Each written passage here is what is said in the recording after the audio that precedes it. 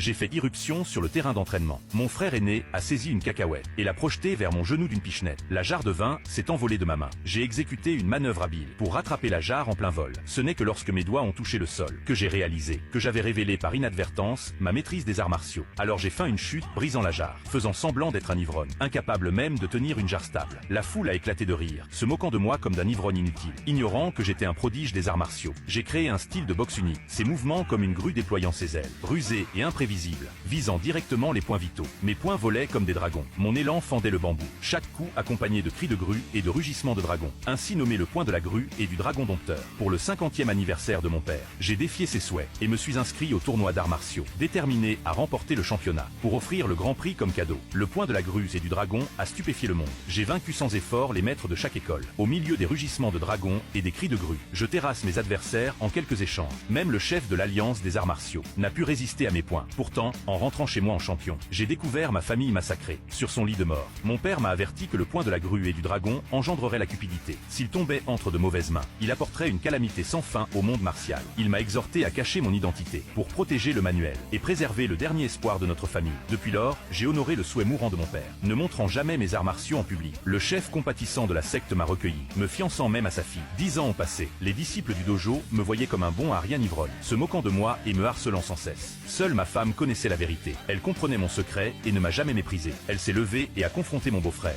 lui demandant pourquoi il me ciblait constamment. Il a prétendu que je passais mes journées uniquement à manger, boire et dormir. Sans son aide, j'aurais été expulsé depuis longtemps. Juste à ce moment, la porte a été enfoncée d'un coup de pied. Le jeune maître d'une école d'arts martiaux rivale est venu nous défier. Il nous avait nargués pendant des années. Et cette fois, leur arrogance ne connaissait pas de limite. C'était parce qu'il avait autrefois été fiancé à ma femme. Il y a 10 ans, elle l'avait abandonné et m'avait choisi à la place. Cela lui avait causé une disgrâce totale. Voyant l'autre camp prêt à déclencher un conflit total, mon beau-frère s'est avancé pour combattre. L'adversaire a négligemment jeté 3 bâtonnets d'encens, les plantant dans le sol, déclarant qu'il vaincrait tout le monde dans ce dojo avant que l'encens ne se consume. Les membres du dojo ont rugi de rage. Mon frère aîné s'est avancé, frappant sans un mot. La foule a applaudi. Mais j'ai secoué la tête, disant que mon frère aîné perdrait. Mon beau-frère m'a accusé avec colère de blasphème. Avant que ces mots ne s'estompent, mon frère aîné a été renversé. Juste au moment où l'adversaire s'apprêtait à sectionner ses membres, une silhouette blanche a saisi son poing. Puis, un coup de paume l'a envoyé voler sur plusieurs mètres. C'était ma femme, autrefois saluée comme un prodige des arts martiaux, qui s'était retirée du monde après m'avoir épousé. Voyant l'adversaire battre en retraite vaincu, il a fait un geste vers l'entrée. Des serviteurs ont porté 2 enfants à l'intérieur. En voyant cette scène, je ne pouvais plus me contenir.